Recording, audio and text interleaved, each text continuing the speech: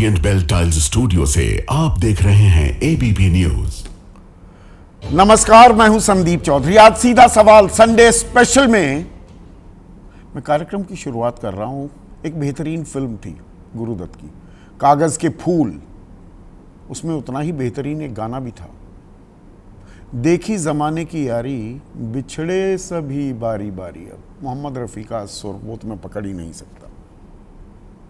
अब कल से मॉनसून सत्र शुरू होने वाला है और यह हंगामेदार होने वाला है, इसमें कोई शक और शुबा नहीं है, क्योंकि मुद्दों की भरमार है, अंबार लगा हुआ है। 22 अप्रैल 3 महीने पहले की बात है। 3 महीने पूरे नहीं हुए, 2 दिन बाद हो जाएंगे, पर 3 महीने हो गए। वो 4 आतंकी कहां खो गए? जो हमारे 26 लोग मारे गए, वहां पर सुरक्षा चूक जो हुई, सुरक्षा चूक मान रहे हैं उपराज्यपाल मनोज सिन्हा, पर मान लेने से बस बात खत्म हो जाती है। 26 लोग वापस आ जाएंगे। और फिर ऑपरेशन सिंदूर, हमने घुटनों पर ला दिया पाकिस्तान को। यह हमारी सेना का शौर्य और पराक्रम था जिसकी वजह से ऐसा हुआ। लेकिन 10 मई को किन शर्तों पर, वो क्या कीमत वसूली हमने पाकिस्तान से कि संघर्ष विराम की घोषणा हो गई, और ट्रंप के दावों का क्या? और यहां पर चुनावों की बात करें, विधानसभा चुनाव सर पर हैं बिहार में और समीक्षा शुरू हो गई। ऐसे वक्त पर समीक्षा, वोटर लिस्ट की समीक्षा, स्पेशल इंटेंसिव रिव्यू क्यों किया जा रहा है? वो भी जब बाढ़ तबाही मचा रही है बिहार में। तो ऐसे बहुत सारे सवाल हैं, पर क्या इन सवालों को लेकर इंडिया की मुकम्मल तैयारी है, या बिछड़े सभी बारी बारी है? एल बैंड भी आ गया, मैं भी बीच में से कट गया, ये भी हो जाता है। पर इंडिया गठबंधन में क्या हो रहा है, यह अपने आप में एक बहुत अहम सवाल हो जाता है। आम आदमी पार्टी ने साफ कर दिया वो इंडिया गठबंधन के साथ नहीं है। बैठक हुई थी कल एक ऑनलाइन। एनडीए को जो जामा पहनाया, जिसने वो तफसील में देने वाला हूं, नीतीश कुमार छोड़कर चले गए, जयंत चौधरी छोड़कर चले गए, अब केजरीवाल और उद्धव ठाकरे भी लाइन में कतार में खड़े हैं क्या? और कांग्रेस और सीपीएम में जूतम पैजार की नौबत आ गई है। तो आपस में ही भिड़ते रहेंगे तो एनडीए से बीजेपी को टक्कर कैसे देंगे, घेरेंगे कैसे, संसद में जवाब कैसे ढूंढेंगे, कैसे पाएंगे? इसी पर आज हम चर्चा करने वाले हैं। ऐसे में आपकी राय, आपके सुझाव और आपके सवाल अब सीधा सवाल के अहम हिस्सा बन चुके हैं, उनका रहेगा इंतजार। तो कल से संसद का मॉनसून सत्र शुरू होने वाला है। देश की सबसे बड़ी पंचायत, जहां पर हमारे सरोकार, हमारे मुद्दे, उनकी चर्चा होनी चाहिए। चर्चा होगी क्या? और यह सवाल मैं पूछने पर क्यों मजबूर हो रहा हूं? क्योंकि यह सवाल तो उठाएगा विपक्ष, पर विपक्ष खुद एकजुट है, लामबंद है क्या? इंडिया गठबंधन का तो ऐसा हाल हो गया, बिछड़े सभी बारी बारी, एक कतार लगी हुई है। आप कतार में है, अभी एक दूसरे का नंबर आया हुआ है छोड़ने का, और अगला तैयारी कर रहा है। आम आदमी पार्टी ने साफ कर दिया है कि भाई हम इंडिया गठबंधन के हिस्सा नहीं है। वो तो लोकसभा चुनाव के लिए था, वो हरियाणा विधानसभा चुनाव में भी तय हो गया था, लेकिन अब बिल्कुल साफ कर दिया है। और उनके बड़े नेता हैं, राज्यसभा सांसद हैं संजय सिंह, वो कहते हैं ये बच्चों का खेल नहीं है। शब्दों पर गौर कीजिएगा, ये बच्चों का खेल नहीं है। क्या लोकसभा चुनाव 2024 के बाद उन्होंने कोई बैठक की? क्या इंडिया गठबंधन के विस्तार की कोई पहल हुई? कभी वे अखिलेश यादव की आलोचना करते हैं, कभी उद्धव ठाकरे की, तो कभी ममता बनर्जी की। इंडिया को एकजुट रहना चाहिए था, और इसमें सबसे बड़ी भूमिका, सबसे अहम भूमिका कांग्रेस की है। क्या मिले तो हो ही नहीं भैया, और यह बात सच है। ढंग से 2024 के नतीजों की कभी समीक्षा हुई इंडिया गठबंधन में?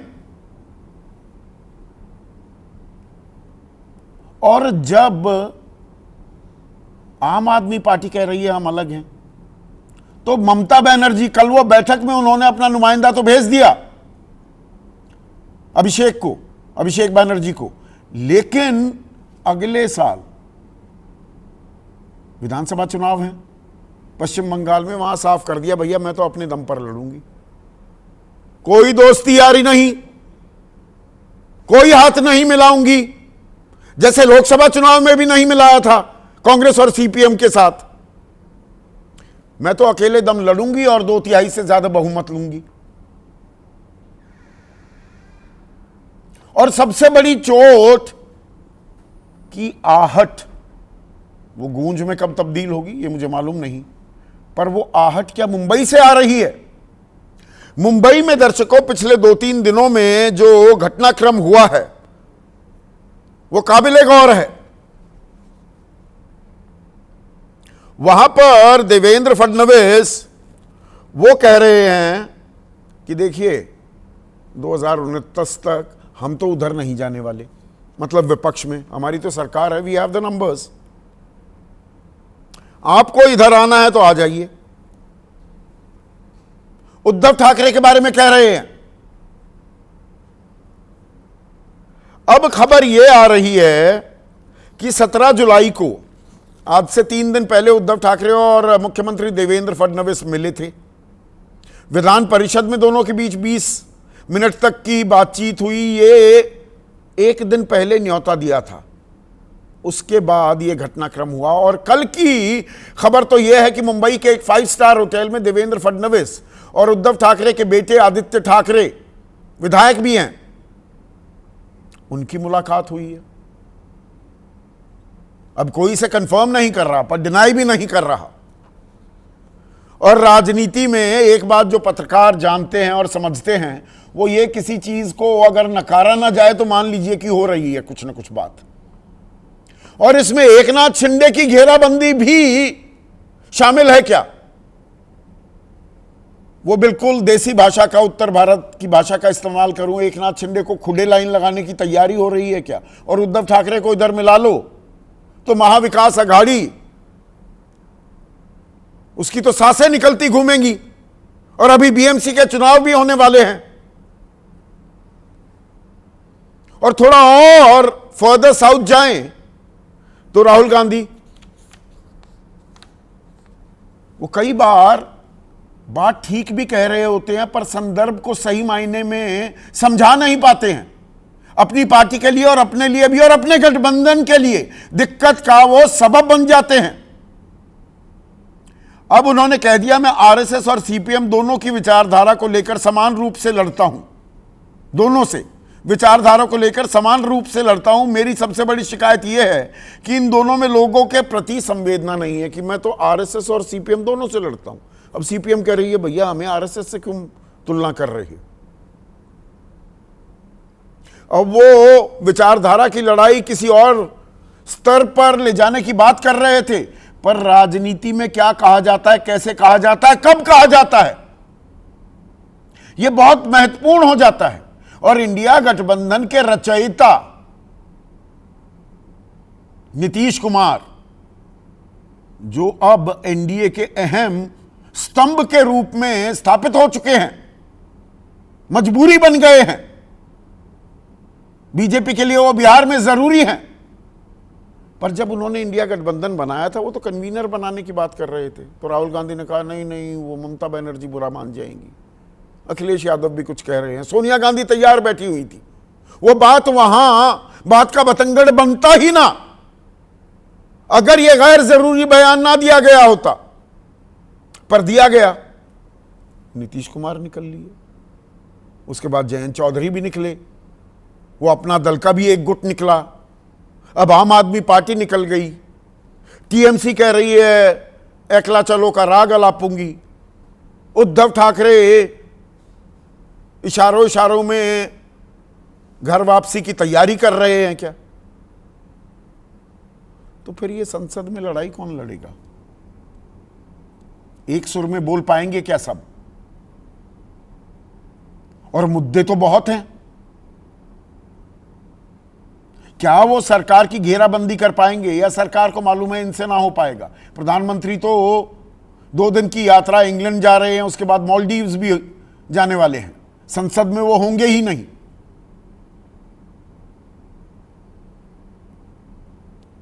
अब सवाल बहुत हैं और उन सवालों के जवाब तो मिलने चाहिए। ऑपरेशन सिंदूर में संघर्ष विराम के लिए हम क्यों तैयार हो गए जब गिड़गिड़ा रहा था, बिलबिला रहा था पाकिस्तान? हमने पीओके ही क्यों नहीं ले लिया? घुसे क्यों नहीं? कब्जा क्यों नहीं कर लिया? जो ताल लगातार बीजेपी ठोकती आ रही थी। इंदिरा गांधी ने गलती कर दी जी, जवाहरलाल नेहरू ने गलती कर दी, 3 दिन और खींच देते युद्ध को, पीओके हमारा होता तो इस बार भी हो सकता था। वो क्यों नहीं हुआ? ट्रंप कह रहे हैं मेरी मध्यस्थता के चलते यह संघर्ष विराम हुआ। एक नहीं 20 बार कह चुके हैं। कल तो हद कर दी कि 5 विमान गिरे। अब यह नहीं बताया पाकिस्तान के थे या भारत के या दोनों के, कुल मिलाकर। पर हमें पता तो होना चाहिए हकीकत क्या है। और जब deputy chief of the army वो ये ताल ठोकते हैं कि दरअसल ये युद्ध पाकिस्तान थोड़ा लड़ रहा था, वो तो प्रॉक्सी है, वो मुखौटा था। युद्ध तो हमने चीन के साथ लड़ाई है, चीन भारत पर हमला कर रहा था। तो चीन भारत पर हमला कर रहा था और झूला झूल रहे हैं एस जयशंकर चीनी विदेश मंत्री के साथ। कह रहे हैं रिश्ते अब हम सामान्य करने की कोशिश कर रहे हैं, तिजारत करेंगे, कारोबार करेंगे। गलवान का बदला ले ही लिया, अपनी सारी जमीन वापस भी ले ली।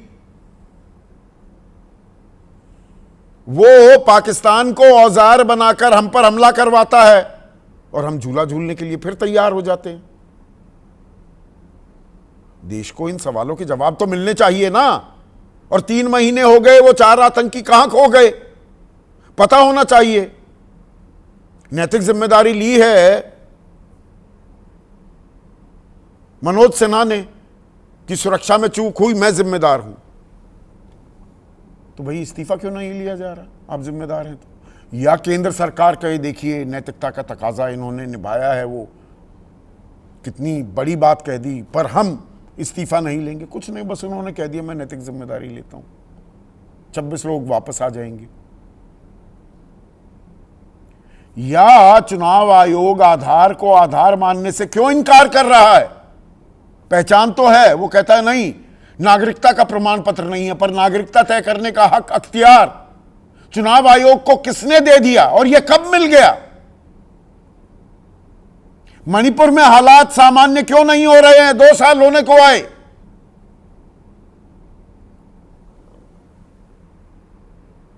तो ये जो सवाल हैं, जो थाली में सजे हुए हैं, ये मुद्दे, क्या ये उठ पाएंगे या मॉनसून सत्र बारिश के पानी में ही बह जाएगा? क्योंकि इंडिया गठबंधन की तैयारी ही नहीं है। उनकी यारी में ही कुछ खलल पड़ा हुआ है। इसी पर आज हम चर्चा करने वाले हैं। केसी त्यागी कह रहे हैं इंडिया गठबंधन अपने पतन पर है, आने वाले दिनों में इंडिया गठबंधन ताश के पत्तों की तरह बिखर जाएगा, तो इसमें अचंभा नहीं है। ऐसे में सवाल जो मैं पूछ रहा हूं, इंडिया की कैसी तैयारी, या इंडिया की मैं कहूं कैसी यारी, बिछड़े सभी बारी बारी, और मॉनसून सत्र की तैयारी, कौन पड़ेगा किस पर भारी? और किसी भी राजनीतिक दल के किसी नुमाइंदे को नहीं बुलाया, वो एक दूसरे की कमियां गिनाते रहेंगे। इंडिया वाले कहेंगे अरे एनडीए में बड़ी दिक्कत है, चिराग पासवान सवाल पूछ रहे हैं नीतीश कुमार से। तो देश के वरिष्ठतम पत्रकार मेरे साथ हैं, 3 तो इनमें स्टूडियो में ही मेरे साथ मौजूद हैं। हरा भरा स्टूडियो है आज हमारा संडे की शाम को। विजय त्रिवेदी, विनोद अग्निहोत्री, राकेश शुक्ला किसी परिचय के मोहताज नहीं है। दिबांग हमारे साथ हैं, सत्यहिंदी.com नाम का डिजिटल प्लेटफॉर्म चलाते हैं, बाकी आप उनको भली भांति जानते ही हैं। आशुतोष हमारे साथ हैं, और इस पैनल में सबसे युवा लेकिन तजुर्बा इनका भी अच्छा खासा है, आदेश रावल भी चर्चा में जुड़ चुके हैं। इसके अलावा सबसे तजुर्बेकार इस पैनल में नीरजा चौधरी, वो अभी जुड़ने वाली हैं। वो कांवड़ यात्रा के चलते जाम लगे हुए हैं, कहीं जाम में फंसी हुई है, जुड़ेंगी। पर आदेश, ये इंडिया की कैसी आ रही, बिछड़े सभी बारी बारी। आप कतार में हैं, कतार लग गई है छोड़ने की, और दिक्कत पैदा कर देते हैं राहुल गांधी। अब वो आरएसएस और सीपीएम की विचारधारा से लड़ रहे हैं। सीपीएम वाले कह रहे हैं भैया हमारे को आरएसएस से जोड़ दिया। कुछ शुभ संकेत दिख रहे हैं आपको कल संसद की घेराबंदी के?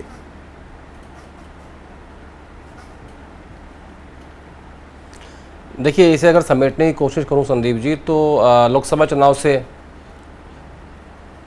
चुनाव से पहले चलिए, क्योंकि मुझे अच्छे से याद है जब पंजाब और केरल में अलायंस होने वाला था तो ये समस्या सामने थी कि आम आदमी पार्टी और कांग्रेस जो कि संदीप जी मैं माफ़ी चाहता हूँ, मेरी आवाज़ इको कर रही है, कुछ टेक्निकल। हाँ, पीसीआर वाले करेंगे, ठीक है, आप बात जारी रखिए। जी मैं बोल नहीं पा रहा हूँ क्योंकि वो मुझे वापस मेरे कान में आवाज़ घूम के आ रही है। आशुतोष, आप इस सवाल का जवाब देंगे?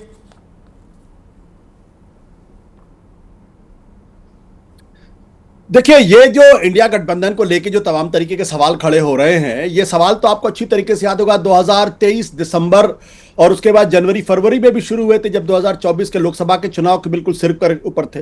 अंतिम समय में नीतीश कुमार ने पलटी मार दी थी। तो कोएलिशन पॉलिटिक्स में इस तरीके से गठबंधन बनते बिगड़ते रहते हैं और कोई गठबंधन परमानेंट होता नहीं है। पहली बात तो ये।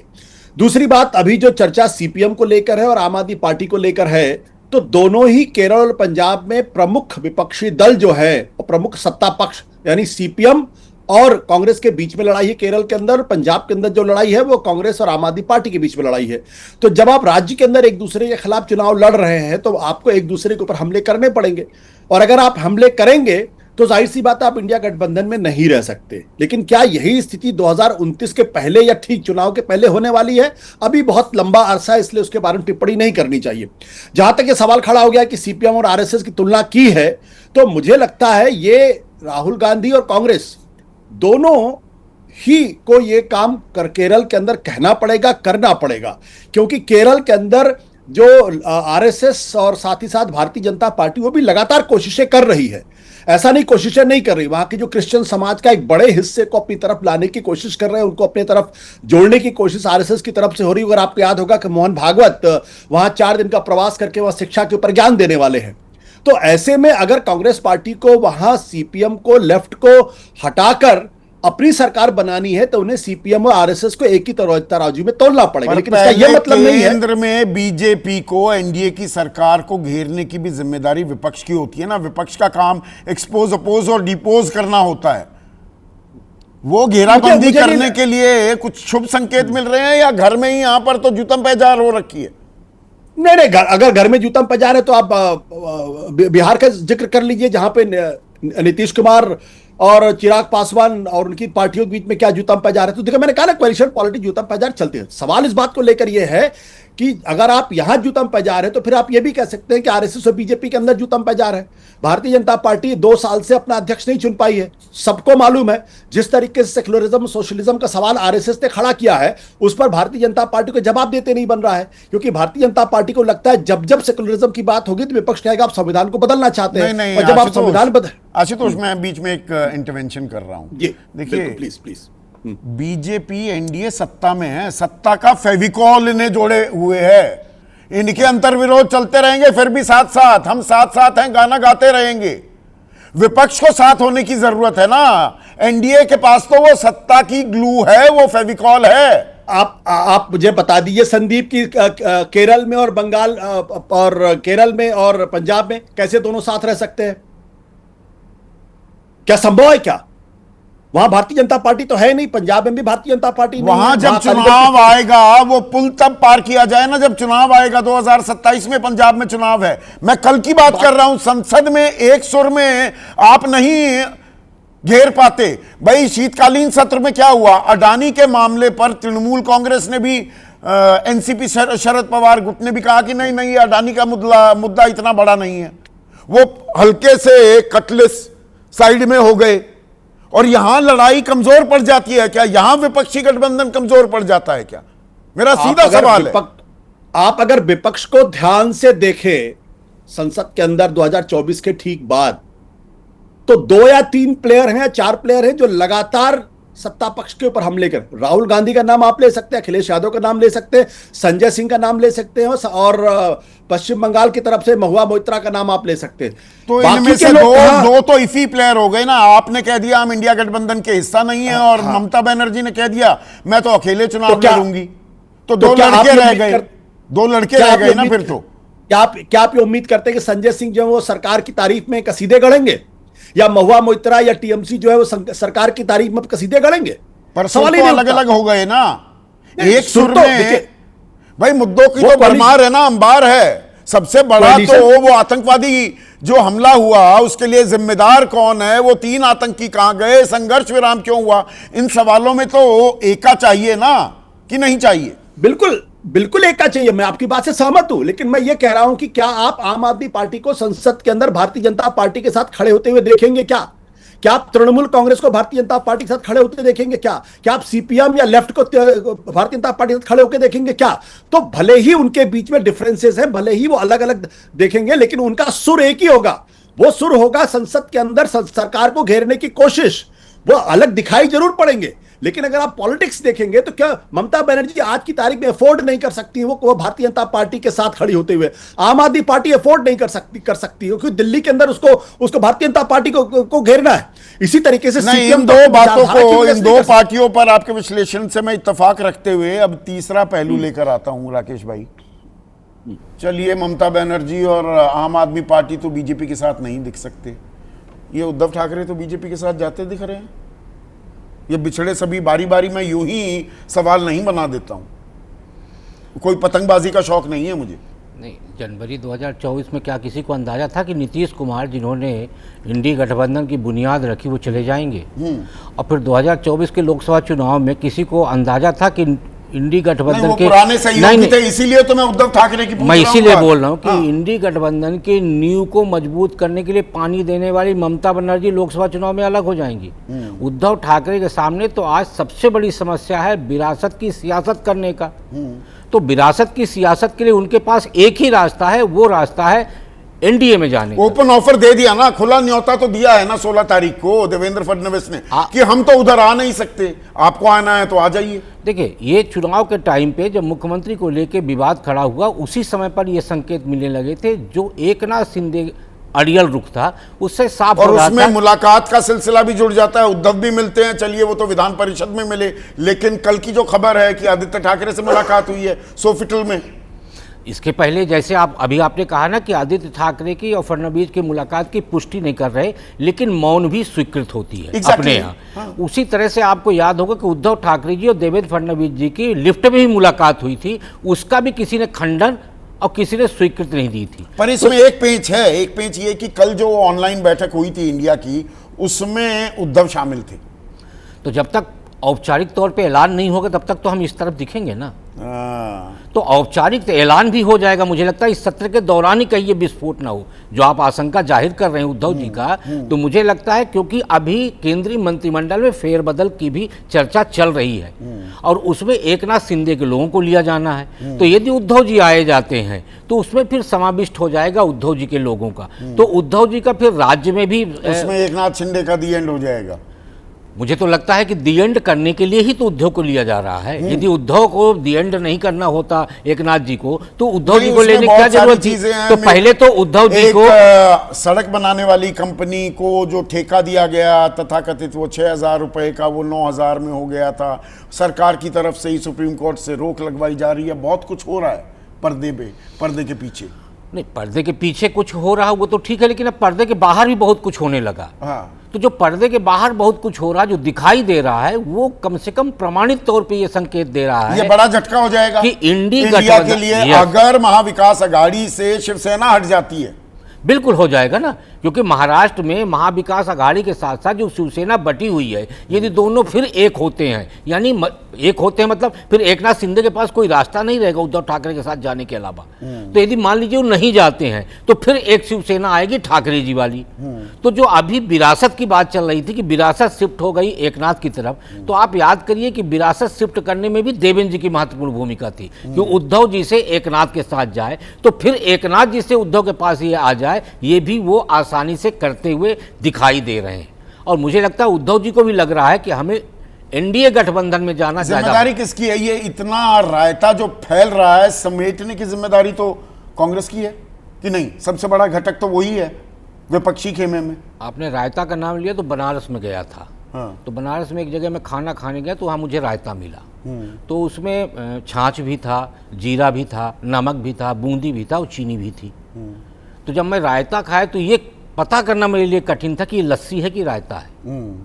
तो ये रायता भी यही उसी टाइप से फैला हुआ। अब कांग्रेस के लिए समस्या ये आ रही कि यदि इधर से समेटती है तो उधर से फैला दिया जाता है। तो आज आप देखेंगे इंडी गठबंधन में जो क्षेत्रीय दल शामिल हैं उनके लिए भारतीय जनता पार्टी प्रतिद्वंदी है और कांग्रेस खतरा है।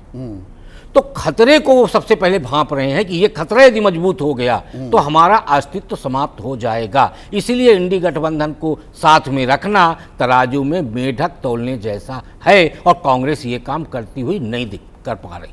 कांग्रेस ये काम नहीं कर पा रही है। जो जिम्मेदारी होती है, सबसे बड़ा दल अगर विपक्षी गठबंधन का है दिबांग, तो ये तो कांग्रेस की जिम्मेदारी है। क्या कांग्रेस ये जिम्मेदारी नहीं निभा पा रही है? या देखिए, चुनाव तो 2029 में लोकसभा के लिए था, बाकी तो कंपेटिटिव पॉलिटिक्स होगी, जो आशुतोष कह रहे हैं। देखिए संदीप, क्या होता है ना, ऐसा परिवार होता है जहाँ माँ बाप नहीं होते हैं, भाई बहन होते हैं, प्रॉपर्टी बहुत होती है, तो वो आपस में लड़ते हुए ही नज़र आते हैं। परिवार में कोई मुखिया हो, कोई बड़ा हो, तो जिसकी सब बात सुनते हो, चाचाई हो, तो भी एक वो चलता रहता है। यहाँ क्या हो गया कि सभी बराबर के हो गए, आपस में लगातार घमासान पर लड़ रहे हैं।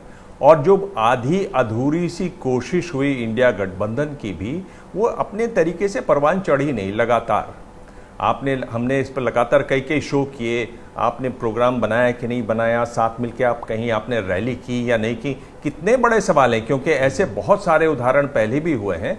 जितनी ढीली लीजिए अजीब सी कोशिश इस बार हुई, वो पहले कभी दिखाई नहीं दी।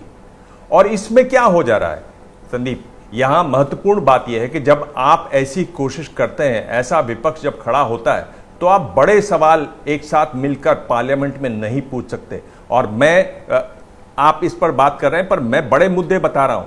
देखिए, पहलगाम में जो आतंकी हमला हुआ, वो सुरक्षा का सवाल है, आतंकवाद का सवाल है। उसमें 4 या 5 सुरक्षा की चूक, इंटेलिजेंस की चूक, आतंकी पकड़े गए। इसके अलावा मुझे लगता है जो बड़े सवाल, जो महत्वपूर्ण सवाल है, वो ये है, क्या भारत का कोई विमान गिरा?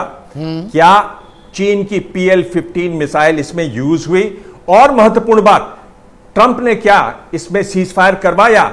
क्या जो नूर खान में एयरबेस है, जो जहां पर न्यूक्लियर साइट है, क्या वो अमेरिका संभालता है? और ब्रह्मोस मिसाइल की वजह से वहां नुकसान हुआ, इसलिए अमेरिका उसमें कूदा। अगर अमेरिका पाकिस्तान में एक न्यूक्लियर साइट संभालता है, तो उसमें आपकी सुरक्षा का क्या हुआ? ये वो सवाल हैं जो आप मिलके खड़े होंगे तभी आप पूछ सकते हैं। नहीं, इसमें बिहार में जो सवाल FIR ये चल रहा है, क्या कह रहा है सुप्रीम एक कोर्ट? सेकंड मैं थोड़ा सा बीच में मैं आपको रोक रहा हूं। जब हमारे डिप्टी चीफ ऑफ आर्मी वो ये कहते हैं कि ये पाकिस्तान ने जंग थोड़ा लड़ी, वो तो चीन कर रहा था हमारे ऊपर जंग, पाकिस्तान को तो सिर्फ मुखौटा बनाया। तो पाकिस्तान के साथ झूला, उनके विदेश मंत्री के साथ झूला क्यों झूल रहे हैं एस जयशंकर? और ये क्यों कह रहे हैं हम रिश्ते अब बेहतर कर रहे हैं? वो हमारे ऊपर हमले करवा रहा है, हम रिश्ते बेहतर करने चल पड़े उनके साथ। देखिए, क्योंकि स्थिति खराब है, आपकी जो विदेश नीति है वो उसमें इतना ज्यादा बिखराव है। एक तरफ आप अमेरिका से लड़ते हुए नजर आ रहे हैं, अमेरिका लगातार, ट्रंप कह रहा है कि मैंने सीज फायर करवाया, आप सीधे उनसे आंख में आंख मिला के नहीं कह रहे कि आप झूठ बोल रहे हैं, आप दाएं बाएं से उसको मना करवा रहे हैं। आपकी स्थिति गडमगड है। इस समय दुनिया भर में लोग क्या कह रहे हैं? दुनिया भर के नेता, आपने EU के नेताओं को सुना होगा, वो क्या कह रहे हैं कि भाई आप लोग बैठ के बात कीजिए चीन से, ट्रंप पर भरोसा मत कीजिए। आप दोनों नाव में एक तरीके से पांव रखना चाहते हैं, तो उसमें आप डगमगाते हुए दिखाई देंगे।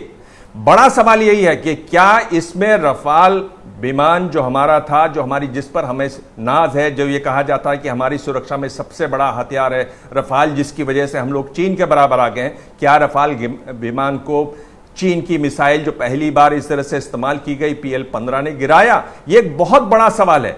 आप देखिए कि इसमें कई लोग कहते रहते हैं, कह रहे हैं आपस में जैसे हमारे विमान गिरे, हमारे ये जो राहुल गांधी की विचारधारा की मैं लड़ाई लड़ रहा हूं, मैं यही कह रहा हूं कि अगर RSS CPM दोनों को एक ही लेवल पर ले आए, अब आशुतोष कह रहे हैं नहीं केरला में उन्हें लड़ाई लड़नी है। भाई केरला की तो केरला में लड़ी जाएगी ना, दिल्ली में लड़ाई तो साझा होनी चाहिए कि नहीं होनी चाहिए? बिल्कुल साझा होनी चाहिए। आप इस तरह की लड़ाइयां नहीं लड़ेंगे तो आप बड़े सवाल पूछ ही नहीं पाएंगे, आप फोकस कर ही नहीं पाएंगे, आप आपस में उलझते रहेंगे। और आप देखिए अब ये जो बड़ा बिहार वाला सवाल है उसमें उसकी वैधता है कि नहीं, टाइमिंग है कि नहीं, वो अभी क्यों करवाया जा रहा है। बड़ी बात क्या है, 44 लाख करोड़ रुपए सरकार जो मदद पहुंचाती है गरीबों को, वो मनरेगा कार्ड, आधार कार्ड, राशन कार्ड के आधार पर होता है। आप उनकी वैधता नहीं मान रहे इसके लिए। क्या ये अगला कोई कदम होने वाला है इस दिशा में? क्या कैसे आप बांटेंगे जब आप 44 लाख करोड़ रुपए गरीबों को पहुंचा सकते हैं? उसकी वजह से आप कह रहे हैं कि उसकी वैधता नहीं है। चुनाव आयोग होता कौन है? मैं ये कह रहा हूं कि इस पर तीखे सवाल जवाब सरकार की तरफ से जरूर आएंगे। जवाब नहीं है, जवाब जब आएंगे उस पर आप सवाल कर पाएंगे कि नहीं? बिल्कुल दिबांग, जवाब पर सवाल कर पाएंगे कि नहीं? सवाल किए जाएंगे। जवाब पर सवाल करना बड़ी चुनौती है। बिल्कुल। नीरजा चौधरी, क्या सवाल पूछे भी जाएंगे? इंडिया गठबंधन की कोई तैयारी दिख रही है या बिछड़े सभी बारी बारी यहां पर एक तरफ का रायता समेटा जाता है, दूसरी तरफ फैल रहा है? इंडिया गठबंधन की कहानी कुछ ऐसी हो गई है क्या? देखिए, एक सवाल तो उठाए जाएंगे, किस स्वर में उठाए जाते हैं, किस मजबूती से उठाए जाते हैं, मिलके उठाए जाते हैं कि नहीं, और किस मजबूती से ऑपोजिशन धावा बोलता है। सवाल जो हमने अभी सुने हैं, बाकी लोगों ने कहा ही है, पहलगाम है, ऑपरेशन सिंदूर है, सीज फायर ट्रंप ने कराया कि नहीं कराया, चीन की मिसाइल्स का क्या रोल था, ये सब सवाल हैं नहीं। और फॉरेन पॉलिसी का फेलियर जो कि पर्टिकुलरली हम अपने आसपास के मुल्कों में देख रहे हैं, तो ये सवाल उठेंगे, पर किस मजबूती से उठाए जाते हैं उस पे बहुत नहीं। वहीं पे तो नीरजा, देखिए आपने इतने सालों तक ट्रैक किया है भारतीय राजनीति को, कांग्रेस को भी। आप विपक्षी खेमे की सबसे बड़ी पार्टी हैं और बड़े पेड़ को झुकना पड़ता है। वो झुकने के लिए कांग्रेस तैयार दिख रही है या छोटी मोटी वो बात का बतंगड़ बनाने पर आमादा दिख रहे हैं कांग्रेस के कुछ लोग? आप सीपीएम से आप सबको रीच आउट करेंगे ना। उद्धव ठाकरे अगर मुलाकात कर रहे हैं देवेंद्र फडणवीस से, आदित्य ठाकरे की खबरें आ रही हैं, तो ये कांग्रेस की जिम्मेदारी बन जाती है ना कि भाई हम सबको साथ रखेंगे। दिक्कत कहां है? 2024 के लोकसभा चुनाव के बाद कोई बाकायदा कोई इंस्टीट्यूशनल सेटअप या कोई बैठकों का दौर इंडिया गठबंधन में हुआ भी क्या, या नहीं होना चाहिए था? नीरजा, देखिए, आज कांग्रेस के अंदर क्लैरिटी नहीं है कि लीडरशिप किसके हाथ में है। फॉर्मली खरगे जी के हाथ में है, पार्टी प्रेसिडेंट हैं, पर कहीं ना कहीं खरगे जी उस तरह की लीडरशिप आज नहीं दे रहे हैं जो कि उनको देनी चाहिए। और क्योंकि वो है कांग्रेस के प्रेसिडेंट, उन्होंने सब कुछ राहुल गांधी फैमिली के ऊपर छोड़ दिया है। राहुल गांधी एलओपी है, उनका पार्लियामेंट में रोल है, पर ऑर्गेनाइजेशनली वो टॉप नहीं है, एमपी है वो तो, लेकिन सब निर्णय वो ले रहे हैं। तो कहीं ना कहीं क्लैरिटी नहीं है, बक स्टॉप्स वेयर जो। और ये भी है कि रीजनल पार्टीज को कांग्रेस बिग ब्रदरली एटीट्यूड से शिकायत हमेशा रही है, पर आज है कि नहीं मुझे मालूम नहीं। लेकिन राहुल गांधी जब सामने आते हैं, बहुत लोग हैं, ममता बनर्जी एक है और भी लोग हैं। नहीं, ममता बनर्जी को आप क्यों नहीं, वो चलिए कल अभिषेक बनर्जी ऑनलाइन बैठक में जुड़ तो गए, ममता बनर्जी खुश नहीं हैं। बीच में तो खबरें ये भी आई थी कि भाई ममता बनर्जी को इंडिया गठबंधन की कमान सौंप दी जाए। तो इस पर खुलकर कोई मंथन क्यों नहीं हो रहा है इंडिया गठबंधन में? और ये एक नहीं, दसियों बार अब हमने देख लिया, नीतीश कुमार गए, जयंत चौधरी गए, ऐसा लगता है सानू की किसी को कोई फर्क ही नहीं है। तो फिर इंडिया गठबंधन का ये ढकोसला क्यों पाले बैठा है विपक्ष? देखिए संदीप, अगर आप इंडिया गठबंधन का लीडर भी नहीं नियुक्त कर पा रहे 2 साल के बावजूद होने के बावजूद, तो क्या करने जा रहे हैं आप? इंडिया गठबंधन का बिखराव बेशक ना हो सकता है अगले लोकसभा चुनाव के पहले वो फिर इकट्ठे हो जाएं, लेकिन वो क्रेडिबिलिटी नहीं रहे। इकट्ठे हो और जाएं, अगर इकट्ठे effective नहीं है- होने की सूरत क्या होगी? कितने लोग बचेंगे? एक बड़ा राजनीतिक नहीं, धमाका सही बात विस्फोट। है, ये सही बात है, नीरजा, कितने बचेंगे? बड़ा राजनीतिक विस्फोट कहीं महाराष्ट्र में होने को तैयार तो नहीं बैठा है कि उद्धव ठाकरे चले जाएं वापस? हो सकता है। आप देखिए, आम आदमी पार्टी बहुत ही सिग्निफिकेंट डेवलपमेंट है उनका वॉकआउट करना। वो अपने को रिपोजिशन कर रहे हैं। क्या आम आदमी वो चाहते हैं कि वो अपनी पार्टी को एक्सपैंड करें, बिल्ड करें, और अगर वो रिवाइज नहीं करते अपनी पोजीशन तो बीजेपी उनको चलने नहीं देगी। हो सकता है उनके नेता वापस जेल में जाएंगे। तो वो रिपोजिशनिंग के तहत हो सकता है वो उनका विजन हो कि हम नवीन पटनायक की तरह, बीजेडी जो होती थी और बीजेपी के साथ उसका रिश्ता था, उस तरह का रोल वो आगे जाके अदा करे। पर इंडिया अलायंस से तो हट गए हैं। दूसरी बहुत सिग्निफिकेंट चीज जो बहुत लोग बात कर रहे थे पहले, आरएसएस की नाखुशी मोहन भागवत के शब्दों में जाहिर थी कि 75 के बाद लीडरशिप नहीं होना चाहिए। उन्होंने क्लियरली नहीं कहा कि प्रधानमंत्री को जाना चाहिए, उस बीजेपी की तरफ नाम से बिल्कुल जिक्र नहीं किया, पर ये तो था ही ना इशारे में। जो समझना चाहता है समझ ले, उतना तो इशारा था। हाँ, ये आपने बहुत बढ़िया एक लीड दी है नीरजा। विजय भाई देखिए, जो नीरजा कह रही हैं, 75 साल का जिक्र कर दिया सरसंघ चालक ने। अमित शाह जो 60 साल की उम्र है, वो पोस्ट रिटायरमेंट प्लान्स डिस्कस करने लग जाते हैं। मैं प्राकृतिक खेती करूंगा, वेद पुराण पढ़ूंगा। 60 साल की उम्र में उन्हें यह कहने की नौबत क्यों आ रही है? अभी तक बीजेपी का राष्ट्रीय अध्यक्ष तय नहीं हो पा रहा है। तो एनडीए में और खास संघ परिवार में सब कुछ ठीक नहीं है। यह वक्त था कि इंडिया गठबंधन वो अच्छी घेराबंदी कर सकता था, पर वो खुद अपने ही अंतरकलह से बाहर ही नहीं निकल पा रहे। वो जब खुद एक नहीं हो रहे तो कैसे होगा? जैसे मंदिर में होता है ना सर, अलग अलग मंदिर में अलग अलग लोग आरती करते रहते हैं तो उसकी गूंज नहीं सुनाई देती, लेकिन जब एक हॉल में सब लोग आ जाते हैं तो वही आरती की गूंज सुनाई देती है ना। तो ये जो इंडिया गठबंधन के सारे भक्त अलग अलग जगह पर आरती कर रहे हैं अपनी, भले ही एक ही तरह की कर रहे हो, पर कर रहे हैं अलग अलग जगह। अलग अलग मिले सुर मेरा तुम्हारा मिले सुर मेरा तुम्हारा नहीं हो रहा, तो उसकी आवाज नहीं आएगी। और जब वो आवाज नहीं होगी तो उसका जवाब देने की क्या जरूरत है? कौन उसका जवाब मांग रहा है? ये दिलचस्प सवाल पूछ रहे हो। कह रहे हैं कांग्रेस को किसी गठबंधन की नहीं, गठबंधन को कांग्रेस की जरूरत है। यही कांग्रेस की मानसिकता है क्या? यही तो मानसिकता है। इसी वजह से तो काम नहीं चल, इसी वो खड़ा ही नहीं हो पा रहा, खड़ा संगठन नहीं हो पा रहा, वो ढांचा नहीं हो पा रहा। और बार बार हम ये बात करते हैं कि खड़गे साहब जो है इसको देख नहीं रहे। खड़गे साहब अध्यक्ष है। अध्यक्ष और लीडर को फर्क समझिए ना। आप रोज अध्यक्ष जी को लीडर बना देते हैं अपने आप ही। आपने माना है ना लीडर, कांग्रेस ने माना उनको लीडर। अब आप उनको जबरदस्ती लीडर बना देते हैं, वो खुद भी नहीं मानते। अभी उस दिन उन्होंने कहा था कि हाईकमान तय करेगा कर्नाटक में, तो अब संदीप जी ने बना रखा उनको जबरदस्ती लीडर। वो अध्यक्ष है। अब जैसे नड्डा जी भी तो अध्यक्ष हैं, तो नड्डा जी लीडर है। आप तब तो नहीं करते ये सवाल। पीएम साहब नड्डा जी को श्रेय देते हैं। नहीं, श्रेय देने की अलग बात है, वो तो राहुल जी अब भी ये देते हैं। पीयूष चाचरे हैं हमारे दर्शक, वो कह रहे हैं कि भाई संसद सत्र से गंभीर मुद्दों पर सच जानने का हक है। मॉनसून सत्र से बिल्कुल गंभीर ठीक बात मुद्दों, है। लेकिन सत्ता पक्ष ना तो सच सुनना और ना ही बताना चाहता। अरे पूछने वाला भी तो हो, पहले वो पूछने घेरे वाला- भी नहीं, तो। ये सत्ता ये पक्ष- दोनों, ये ताली एक हाथ से नहीं बजती है। सर, ये मैं पीयूष जी हमारे रेगुलर दर्शक हैं, आज उनके सवाल से इत्तेफाक नहीं रख रहा हूँ। नहीं, मैं ये कह रहा हूँ कि कोई भी सत्ता पक्ष होता है वो इसी तरह से रहता है। वो तो हमेशा भागते हमेशा ऐसे ही फिरते हैं। भागता फिरता, वो क्यों जवाब देगा? लेकिन उनको जवाब के लिए घेरे में लाना, सवाल के घेरे के अंदर लाना, यही तो विपक्ष की जिम्मेदारी। और आप 29 पे मत जाइए ना। अभी कल सेशन शुरू हो रहा है, तो आज आम आदमी पार्टी अलग हो गई, ये महत्वपूर्ण घटना है। ये तो अभी कम से कम सेशन में तो एक साथ हो सकते हैं। साथ बैठकर ये कहे कि भाई विधानसभा चुनाव हम अलग अलग भी लड़ सकते हैं, लेकिन हम राष्ट्रीय मुद्दों पर केंद्र की राजनीति में एक साथ हैं। सर, हम ये बहुत टेढ़ी खीर है क्या? नहीं, कोई टेढ़ी खीर नहीं। एक बात और मैं छोटी सी कहना चाहता हूँ कि हम बार बार बीजेपी को ये कहते हैं कि वो कोई ट्रैक 2 चैनल नहीं चलाती संसद में, सरकार के साथ में बात करने में। क्या कांग्रेस या इंडिया गठबंधन में कोई ट्रैक 2 चैनल चल रहा है? या पूछता भी है कि भाई आम आदमी पार्टी क्यों अलग हुई? किसी ने बात की अरविंद जी से या संजय से? नहीं, राहुल गांधी बात कर लें, मुलाकात कर लें। मतलब बात हुई क्या? या उद्धव जी की खबर आपको तो पता है सोफिटेल की, उनको नहीं पता है, ऐसा आप कह रहे हैं?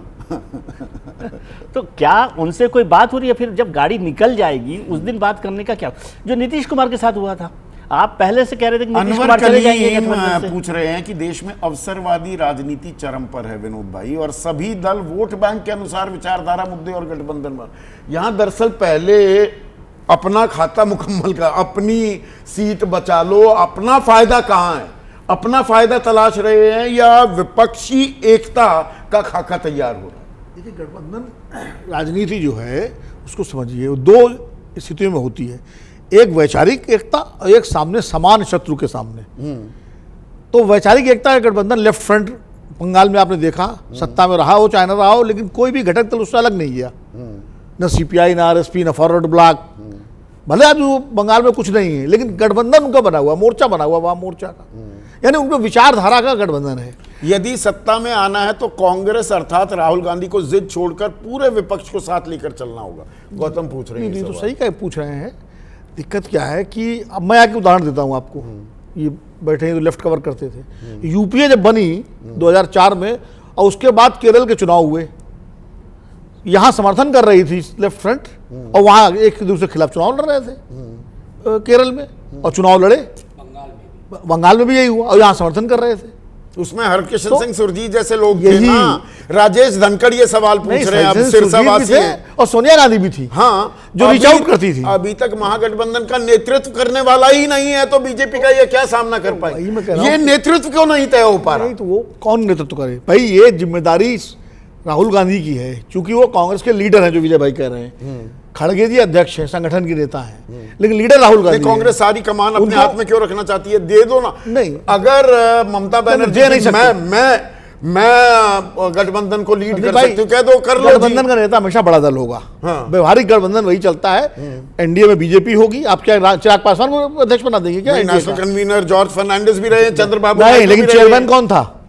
तो चेयरमैन वही- कौन था? तो कन्वीनर अटल जी। बना दीजिए। कन्वीनर बना सकते हैं, लेकिन लीडरशिप तो हमेशा बड़े दल के पास है। लेफ्ट फ्रंट में भी तो सीपीएम बराबर आप कदम ताल तो कर सकते हैं, सब लीडर- कुछ अपने हाथ में नहीं, रखेंगे। लीडरशिप रीच आउट करना चाहिए। देखिए, कांग्रेस की लीडरशिप से किसी को एतराज नहीं है, लेकिन नहीं, सवाल- एतराज है। नहीं एतराज है। आप ममता बनर्जी को एतराज नहीं है। नहीं, वो एतराज राहुल गांधी की लीडरशिप को हो सकता है, कांग्रेस लीडरशिप को नहीं हो सकता। हाँ, नहीं नहीं, कांग्रेस सोनिया की गांधी जब तक लीडर थी, जब वो तब कहती हैं कि भाई मैं कमान संभालने को तैयार हूं, तो ऐतराज उसमें वो- निहित है। देखिए संदीप भाई, सोनिया गांधी जब तक थी तब तक ममता बनर्जी भी साथ में थी। हाँ, तब ठीक तो थी, अब यही नहीं है ना। वो चीज राहुल गांधी को सोनिया गांधी ममता बनर्जी राहुल गांधी को नहीं, मानने को राहुल तैयार नहीं ये है। राहुल गांधी को आप चिंतन करना पड़ेगा, क्यों नहीं मानने को तैयार है। ये राहुल गांधी चूंकि सबसे बड़ी पार्टी के नेता हैं, आपके पास 99+1 पप्पू यादव को मिला के 100 सांसद राकेश हैं। शर्मा कह रहे हैं तो कोई आश्चर्य नहीं होगा कि निकट भविष्य में एनसीपी शरद भी एनडीए में शामिल हो जाए। नहीं, वो तो शामिल नहीं होगा, लेकिन शामिल है समझो उनको। वो तो मतलब शरद पवार जी का तो ऐसा है तो फिर तो कुल मिलाकर 2 लड़के या 3 लड़के मैं कह दूं। कि देहरी के बाहर रहते हैं भाई लेकिन राहुल, काम अंदर रहता है। तेजस्वी और अखिलेश, यही इंडिया गठबंधन है। नहीं, स्टालिन भी हैं। हाँ। स्टालिन भी रहेंगे, स्टालिन नहीं जाएंगे क्योंकि 21 के चुनाव साथ ही लड़ना है उनको। हाँ। स्टालिन रहेंगे, तो ऐसा नहीं है। दूसरा ये स्टालिन को भी इंडिया की इतनी जरूरत नहीं है जितनी इंडिया खास कांग्रेस को स्टालिन की जरूरत है। नहीं, स्टालिन की जरूरत इसलिए इंडिया की पड़ जाती है कि जब केंद्र सरकार से को लड़ना होता है तो उनको दिल्ली में एक सपोर्ट बेस चाहिए, और इसलिए कांग्रेस पार्टी उनको कोई जरूरत उनको, और कांग्रेस का जो वोट है वहाँ 8-9% वो डीएमके को एड ऑन करता है। इसमें आदेश कांग्रेस के अंदर क्या इस बात का मंथन भी हो रहा है? कांग्रेस की कमान संभालने को लेकर या नेतृत्व को लेकर कुछ असहजता है। वो ममता बनर्जी भी हो, चाहे वो अरविंद केजरीवाल हो, उद्धव भी, वो तो कह रहे थे कि भाई इतना देर कर दिया, ऐसा दम गुरूर में थे इसलिए हम चुनाव भी हार गए। क्या इस बारे में कोई चर्चा भी होती है, विमर्श हो रहा है कांग्रेस में? देखिए, मैं इसकी शुरुआत आम आदमी पार्टी से करना चाहता हूं। जनवरी में जब विधानसभा चुनाव हुआ था, उसी वक्त जब राहुल गांधी ने डायरेक्ट अटैक किया था केजरीवाल के ऊपर, उनके करप्शन के ऊपर, तो तभी इनके बीच में दूरियां बढ़ गई थी। दूसरा, आपको याद होगा जब अरविंद केजरीवाल जेल गए थे, उसके बाद दिल्ली में एक रैली हुई जिसमें गांधी परिवार शामिल हुआ था, और वो उसी करप्शन के चार्ज शराब घोटाले में जेल गए थे, जिसमें खड़गे साहब, राहुल गांधी, प्रियंका गांधी और सोनिया गांधी पहुंचे थे, और जाके उन्होंने केजरीवाल की पत्नी का हाथ पकड़ा था। और उसके बाद, जबकि उस शराब घोटाले की जो पहली शिकायत करता है वो खुद कांग्रेस पार्टी के नेता है। अब मैं आता हूं इस इंडिया गठबंधन के ऊपर। दरअसल संदीप जी, हुआ ये था कि ये पहले तय हो चुका था, राहुल गांधी इस बात को जानते थे कि सब नेताओं को इकट्ठा करना कांग्रेस पार्टी के बस की बात नहीं है और उनकी लीडरशिप को कोई मानेगा नहीं। नीतीश कुमार को इसलिए आगे किया गया था, तब जाके उन्होंने सबको एकजुट किया था। उस वक्त ये संदेश दिया गया था कि ये चुनाव का जो गठबंधन है, इसमें विधानसभा चुनाव शामिल नहीं है, वो आप अपने अपने हिसाब से लड़ सकते हैं। आशुतोष ने जैसा कहा था स्टार्टिंग में कि पंजाब और केरल में ये दिक्कत आई थी, इसीलिए तय किया गया ठीक है दोनों पार्टी आमने सामने हैं तो हम वहां पे एडजस्टमेंट्स कर लेंगे, और वही हुई। लेकिन इस बार कांग्रेस के भीतर यह आवाज उठी कि हम कब तक बीजेपी की हार पे और किसी दूसरे की जीत पे खुश होते रहेंगे। इसीलिए कांग्रेस पार्टी ने फैसला किया कि दिल्ली का विधानसभा चुनाव वो लड़ेंगे, भले आम आदमी पार्टी हार जाए, चाहे वो इंडिया गठबंधन का हिस्सा ही क्यों ना हो। और इसी तरीके से इसको एक्सपेंड किया जा रहा था। नहीं, तो अब जब आपके सामने जब भी सेशन आता है, एक सेकंड आदेश, ये दो अलग अलग धाराएं क्यों नहीं बह सकती विपक्षी खेमे में? भाई विधानसभा में आप लड़ भी सकते हैं एक दूसरे के खिलाफ, पर केंद्र की राजनीति, राष्ट्रीय मुद्दों पर आप एक सुर में रहेंगे। ये सामंजस्य क्यों नहीं स्थापित हो रहा है?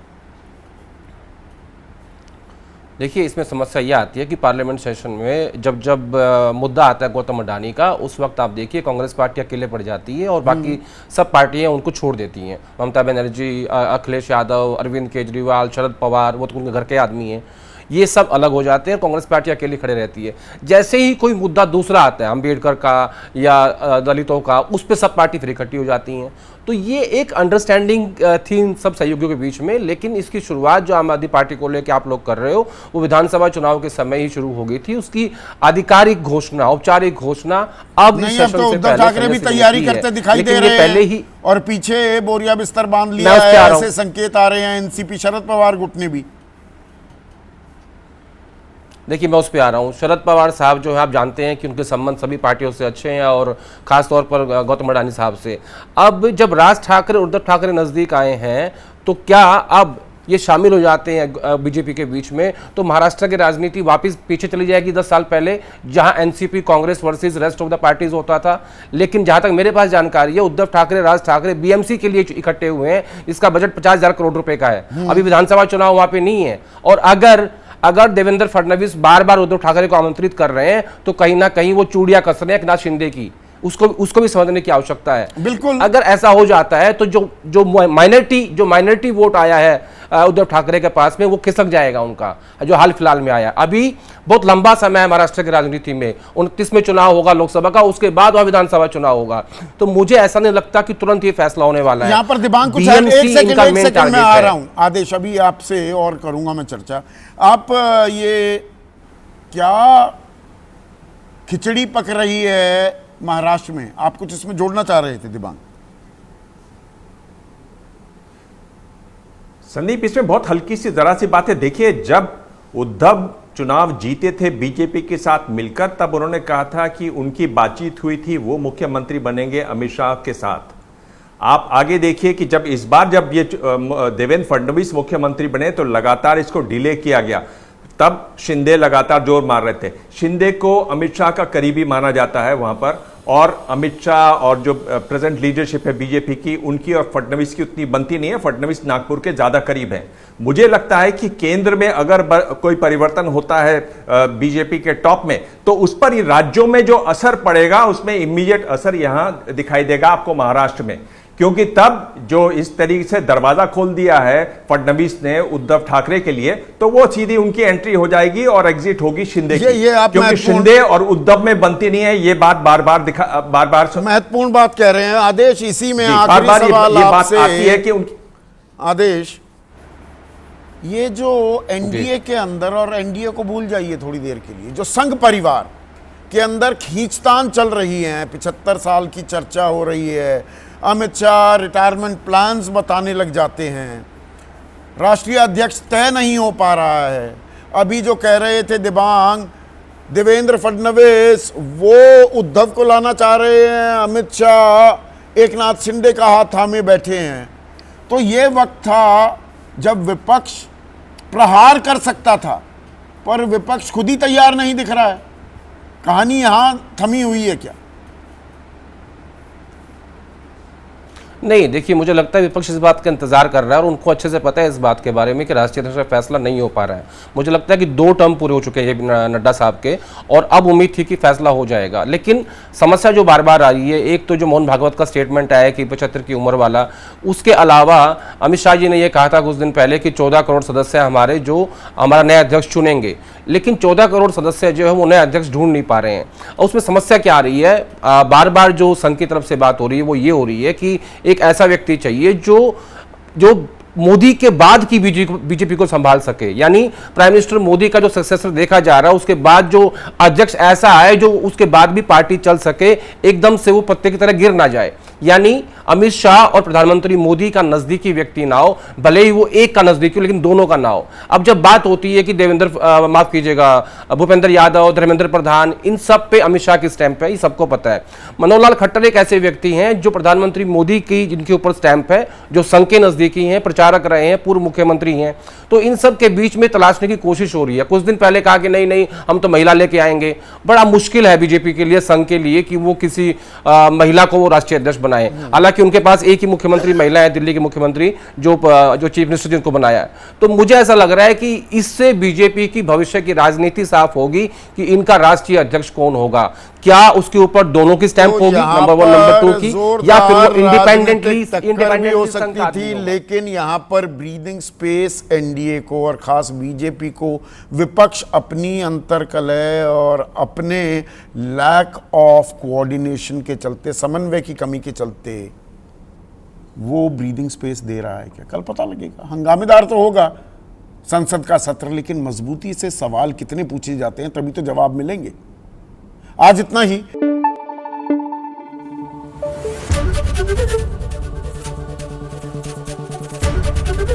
एबीपी न्यूज आपको रखे आगे।